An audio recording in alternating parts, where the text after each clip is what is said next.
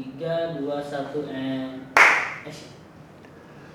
Selamat berjumpa kembali di dalam perkuliahan penataan ruang dan analisis wilayah.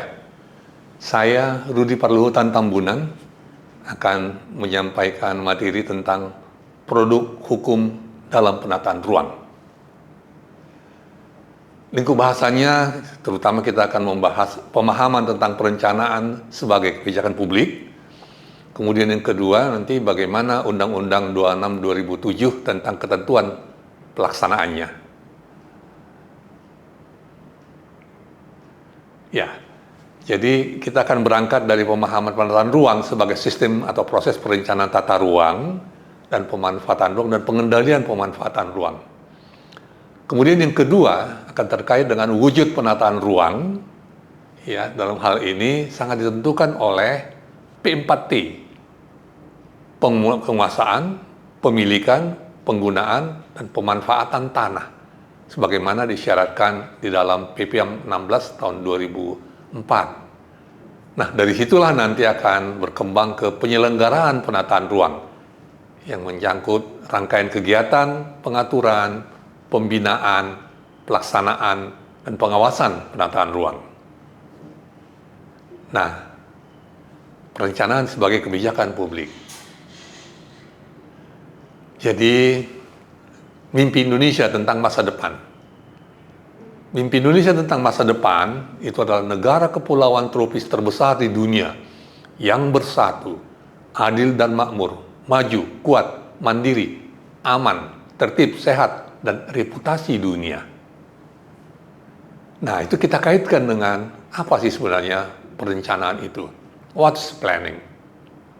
Woodbury itu menjelaskan, planning is the process of preparing in advance and in a reasonably systematic fashion, recommendation for policies and course of action with carefully attention given to their possible byproduct, side effect, and spillover.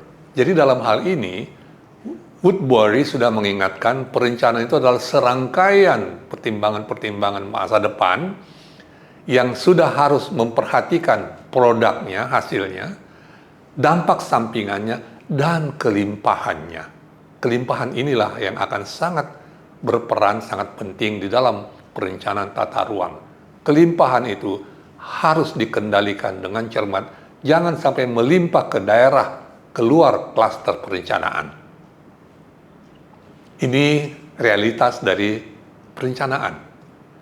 Kalau kita lihat rumah yang di sisi rel, ya, apakah ini pragmatisme, arogansi, atau ketidakpatuhan, atau keterdesakan?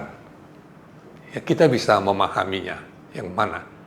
Kemudian gambar yang satu lagi, mobil yang parkir, ini apakah arogansi, ketidakpatuhan, keterdesakan, atau ketidakpedulian? Pemilik mobil melihat ada tanda larangan parkir di sana. Kita yang bisa menjawabnya. Lanjut.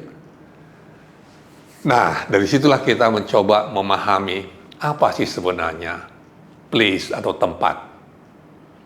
Place adalah satu lokasi ya sebagai wujud dari integrasi masyarakat dengan bentang alam, dengan ekosistem. Dalam kaitan itulah manusia memiliki hubungan yang sangat erat ya dengan landscape. Nah, dalam kaitan itu kita harus memahami apa sebenarnya pengertian dari place di atas muka bumi itu. Itu bisa dilihat ya dari perspektif expert, ya para manajer, para perencana memahami place itu apa, tapi juga dari perspektif psikologi, paradigma psikologi, paradigma kognitif, dan paradigma experiential. Nah, kemudian barulah kita coba memahami apa kaitannya dengan place itu dengan tahapan perencanaan. Karena kita merencanakan muka bumi itu akan terkait dengan place, dimulai dengan masalah, data analisis, dan fakta yang harus ditangani secara akurat, secara teliti, karena begitu kita salah merumuskan masalah untuk masuk ke isu strategis, maka data analisis yang kita lakukan akan fail. hasil proses analisis masalah ini akan dilanjutkan dengan pendekatan birokrasi ya untuk membahas apa fakta, apa sasaran kebijakan sampai ke perencanaan anggarannya. Inilah yang memerlukan pengaturan. Ya, ini sangat memerlukan pengaturan.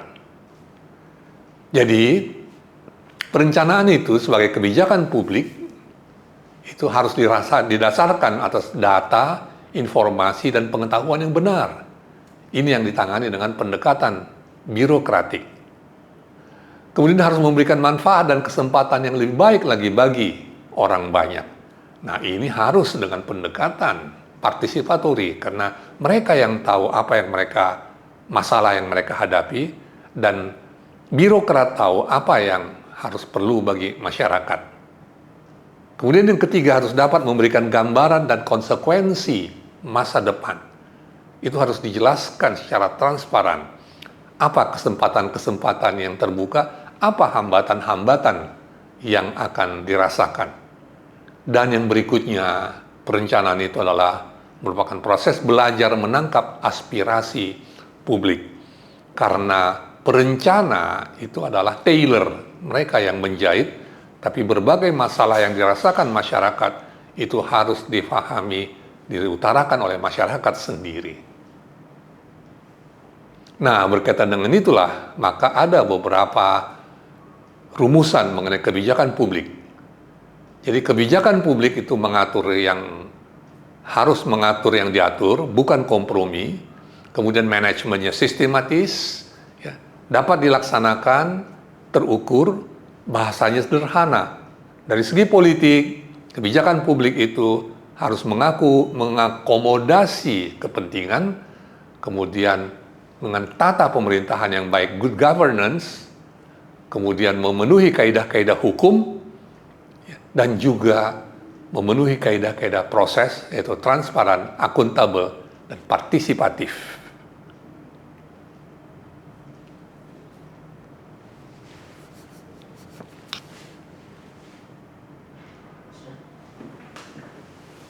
Berapa menit, Bel?